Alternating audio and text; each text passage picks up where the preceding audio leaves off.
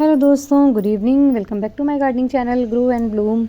तो दोस्तों, बारिश शुरू होते ही रेन लिली बहुत अच्छे से खिलना शुरू हो गए हैं। काफ़ी अच्छे अमाउंट में फ्लावर्स आ रहे हैं और लगभग सारे पौधे जो गर्मी से बहुत परेशान थे अभी अच्छे से ग्रोथ भी स्टार्ट हो गई, ब्लूमिंग भी स्टार्ट हो गई है। और कई दिनों से बारिश हो रही है तो जो गर्मी से परेशान हुए थे उनको काफ़ी राहत मिली है।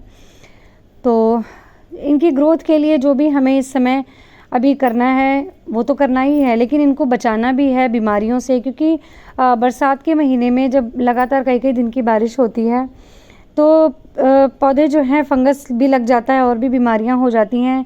इसके साथ ही अभी बारिश के मौसम में 3-4 महीने का जो टाइम रहता है इसमें पेस्ट अटैक और इंसेक्ट अटैक भी बहुत ज़्यादा होते हैं।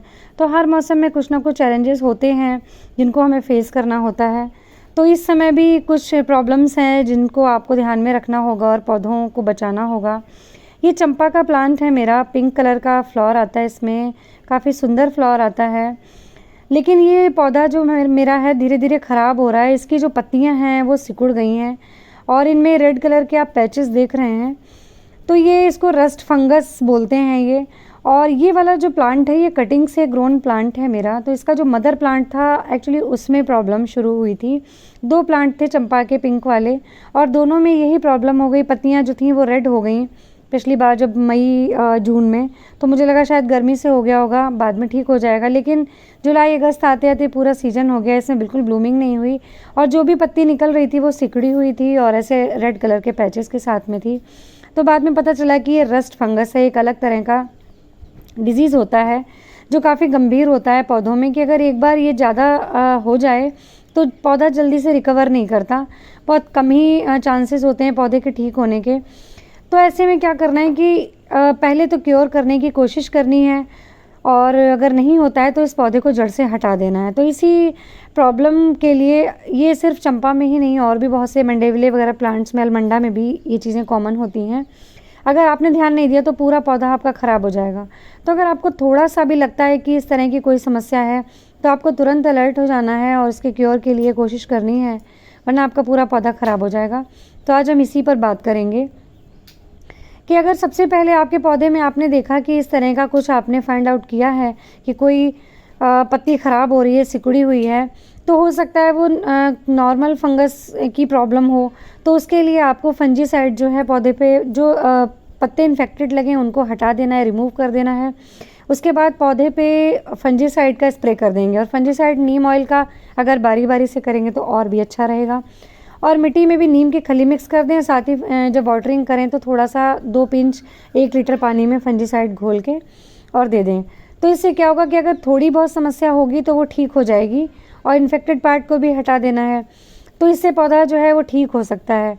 लेकिन अगर आपको लगता है कि ये सारी ट्रिक्स करने के बाद भी आपका पौधा जो रिकवर नहीं कर रहा है तो उसको हटा दें। मैंने कोशिश ये करी कि कई बार फंजीसाइड और नीम ऑयल भी स्प्रे किया। उसके बाद में मैं एक नर्सरी से मैं केमिकल वाला भी लेके आई थी, उसको भी मैंने यूज़ किया, लेकिन कोई असर नहीं हुआ। उसकी पत्तियां जो थी वो ठीक निकलना नहीं शुरू हुई, पौधा जो था रिकवर नहीं हुआ। तो मुझे लगा कि अभी इसकी कटिंग लगा के देखती हूँ। मैंने लास्ट ईयर इसकी कटिंग लगा दी और कटिंग ग्रो भी हो गई और ये जो पौधा है काफ़ी बुशी हो गया है। आप देख सकते हैं इसमें 5-6 ब्रांचेस हैं और काफ़ी हेल्दी फॉर्म में ये ग्रो हुआ। तो मुझे लगा कि शायद मदर प्लांट की जो प्रॉब्लम्स थी वो इसमें बेबी प्लांट में नहीं आई हैं। तो ये जो पौधा है ये हेल्दी फॉर्म में मेरे पास ग्रो हो रहा है और इसमें कोई प्रॉब्लम नहीं आएगी अब। लेकिन ये जो अभी कुछ वीक पहले मैंने देखा कि इसमें ब्लूमिंग हो चुकी है। इसमें 2-3 बंचेस जो हैं फ्लावर्स के आ चुके हैं, जिसमें एक तो पिंक कलर का फ्लावर खिला हुआ है, आप देख रहे हैं। इसके अलावा 1-2 बंचेस और भी खिल चुके हैं। तो काफ़ी अच्छे से हेल्दी फॉर्म में ग्रो करने के और फ्लावरिंग करने के बाद भी ये ख़राब हो गया। तो अब आपको इस स्टेज में आके बहुत ज़्यादा कोशिश भी नहीं करनी है। अगर कोई पौधा है आपका तो उसमें लगे ही नहीं रहना है, क्योंकि रस्ट फंगस की सबसे ख़राब बात ये होती है कि अगर ये बाकी के पौधों में स्प्रेड हो गया तो धीरे धीरे कुछ और पौधों को भी ख़राब कर देगा जो इसके पास में लगे होंगे। तो जैसे मैंने बताया मंडेविले और अलमंडा वगैरह पौधों में भी ये प्रॉब्लम हो जाती है। और चंपा के अगर बाकी के प्लांट्स हैं तो उनमें तो बहुत जल्दी इसका इन्फेक्शन फैलेगा। तो इसको इमिडिएटली आपको हटा देना है। लग रहा है कि अब ये नहीं बचेगा या नहीं इसमें कुछ सुधार हो रहा है तो उसको हटा ही दें, ज़्यादा रिस्क नहीं लें, क्योंकि एक प्लांट को बचाने के चक्कर में बाकी के प्लांट्स ख़राब हो जाएंगे। तो अभी मैंने भी यही डिसाइड किया है कि एक कोशिश कर ली मैंने लास्ट ईयर जो उसमें कई बार स्प्रे करके मदर प्लांट्स को बचाने की, वो नहीं बचे। फिर आखिर मैंने कटिंग्स लगाई और ये कटिंग से पौधे तैयार किए, ये भी ख़राब हो गए। मदर प्लांट्स मैं लास्ट ईयर ही फेंक चुकी थी, सर्दियों में मैंने फेंक दिए थे और अभी लग रहा है इसको भी फेंक देना पड़ेगा। तो ये वीडियो मैं यही इसी वजह से आप सभी के सामने लेके आई कि अगर आपको किसी प्लांट्स में ऐसी चीज़ें देखने को मिल रही हैं तो उस प्लांट को सबसे पहले जो टिप्स आप गिन लीजिए फिंगर टिप्स पे, कि सबसे पहली चीज़ है उस प्लांट को अलग कर दें, बाकी प्लांटर्स के बीच में नहीं रखें। जैसे मैंने रखा हुआ, ये गलती ना करें, मैं तो इसे हटाने ही वाली हूँ। आप ऐसे ना करें, उसको अलग रख दें, क्योंकि मुझे लगा था ना कि ये हेल्दी फॉर्म में ग्रो हो रहा है, फ्लावरिंग भी कर रहा है, तो अभी ये ठीक हो जाएगा, इसलिए मैंने बीच में रहने दिया। लेकिन आप अब ऐसे नहीं करेंगे, इसको अलग रख देंगे। उसके बाद में इसका इन्फेक्टेड पार्ट हटा के फंजीसाइड और नीम ऑयल और जो भी आपको चीज़ें नर्सरी से पता कर लीजिए, कोई केमिकल वाला कुछ है उसको यूज़ करके किसी तरह से बचाने की कोशिश कीजिए। फिर भी अगर नहीं होता है तो पौधे को फेंक दीजिए और वो मिट्टी भी हटा दीजिए, क्योंकि ये प्रॉब्लम जो होती है रूट्स और स्टेम से शुरू होती है, जो दिखती पौधे की पत्तियों में है। तो आपको बिल्कुल भी लालच नहीं करना है, बाकी प्लांट्स ख़राब हो जाएंगे। इसलिए अगर ऐसी कोई समस्या होती है तो पौधे को फेंक देना ही ठीक रहेगा। अच्छा खासा हरा भरा मेरा पौधा है, आप देख सकते हैं। मुझे तो बड़ा दुख भी हो रहा है कि अच्छा खासा हेल्दी फॉर्म में ग्रो होने के बाद भी ये पौधा मुझे फेंकना ही पड़ेगा, क्योंकि और कोई ऑप्शन नहीं है। लेकिन अच्छी बात यह है कि चंपा के जो पौधे हैं बड़ी आसानी से कटिंग से लग जाते हैं। तो मैं 3 पौधे जो हैं तैयार कर चुकी हूँ अभी। तो जब तक उन वाले पौधों से काम चलेगा 3-4 साल, फिर और सारे कटिंग से तैयार हो जाएंगे।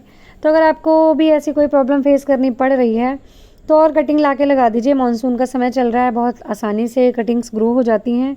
तो नए पौधे तैयार कर लीजिए और कोई इन्फेक्टेड प्लांट है तो उसको इमीडिएटली फेंक दीजिए, तुरंत से हटा दीजिए उसको। और बाकी के प्लांट्स के लिए यही बेहतर रहेगा।